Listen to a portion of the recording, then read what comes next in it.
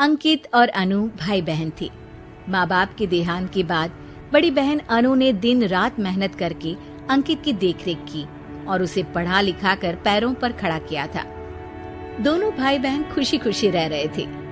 एक दिन, दीदी मुझे जॉब मिल गई है। अरे वाह भैया, तेरी मेहनत सफल हुई। मेरी मेहनत नहीं दीदी, आपकी मेहनत। अगर पापा के निधन के बाद मेरी जिम्मेदारी आप न उठाती तो ये सब नहीं हो पाता। मेरी सफलता सिर्फ आपके बलिदान की वजह से है दीदी। कुछ महीनों बाद अंकित की शादी सीमा से हुई। सीमा बड़ी ही चालाकी से अनु से मीठा मीठा बोलकर घर का सारा काम करवा लेती थी और खुद अंकित के साथ घूमा फिरा करती थी। वैसे तो वो सिर्फ खाना बनाने का काम ही घर में करती थी, लेकिन अब उसे उससे भी छुटकारा चाहिए था। इसीलिए एक दिन, दीदी मेरे हाथ का खाना अंकित को पसंद नहीं आता, क्या आप खाना बना दोगी प्लीज? अरे हाँ, ये भी कोई कहने की बात है, जरूर। सीमा इस बात से मन ही मन बड़ा खुश होती है और अगले दिन के झाड़ू पोछे के काम से छुटकारा पाने के लिए एक और तरकीब लड़ाती है। हॉल में जोर जोर से कराहने लगती है। उसके कराहने की आवाज सुनकर अनु हॉल में भागती हुई आती है। क्या हुआ सीमा? दीदी लगता है मेरी कमर अकड़ गई है। वो क्या है ना, मुझे झाड़ू पोछा करने की आदत नहीं है ना। मेरी मम्मी पापा ने मुझसे कभी ये काम नहीं करवाया।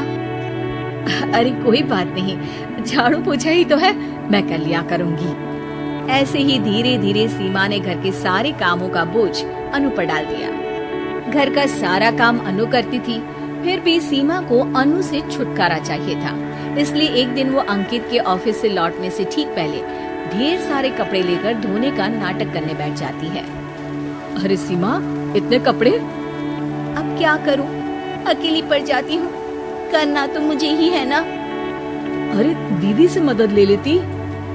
अच्छा, ताकि सारा जमाना कहे कि भाभी बड़ी ननद से काम करवा रही है। और वैसे भी दीदी ने तो साफ कह रखा है मुझे कि तुम आज जो भी हो सिर्फ उनकी वजह से हो, इसीलिए अगर उनके बनाए इस घर में रहना है तो काम करना ही पड़ेगा। ये सब सुनकर अंकित को बहुत गुस्सा आ गया। उसने अनु को बुलाकर कहा, दीदी ये घर पापा ने बनाया था और इसमें मेरा भी हिस्सा है और मुझे वो चाहिए। ये सुनकर अनु को बुरा तो लगता है, मगर वो दूसरे ही दिन घर का बंटवारा करने के लिए वकील के पास चली जाती है।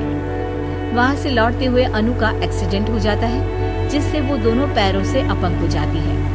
अब मजबूरन उसकी पूरी देखरेख सीमा को करनी पड़ती है। एक दिन सारे कामों से थक कर सीमा अंकित से कहती है, अजी सुनते हो, अब मुझसे तुम्हारी ये बहन की सेवा ना होगी। अगर कल तक तुम इसका बंदोबस्त नहीं करते तो मैं घर छोड़कर चली जाऊंगी। अरे ये कैसी बातें कर रही हो? इस हालत में वो कहाँ जाएंगी? मैं कुछ नहीं जानती, बस कल ये इस घर में मुझे दिखनी नहीं चाहिए। अंकित अपनी बीवी की जिद के आगे हार मान लेता है और अनु को शेल्टर होम में छोड़ आता है। 3 महीने बाद, अजी सुनते हो, ये आपके लिए एक पार्सल आया है, ये लीजिए। अरे इसमें तो घड़ी है और एक चिट्ठी भी है। दिखाइए तो। अरे वाह, बड़ी ही सुंदर घड़ी है, लेकिन ये आपको भेजी किसने? पता नहीं, शायद चिट्ठी में कुछ लिखा हो।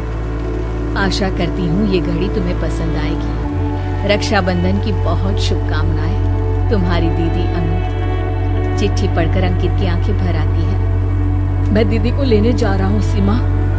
अरे घड़ी भेज तो दी उन्होंने, अब क्यों जाना उनके पास?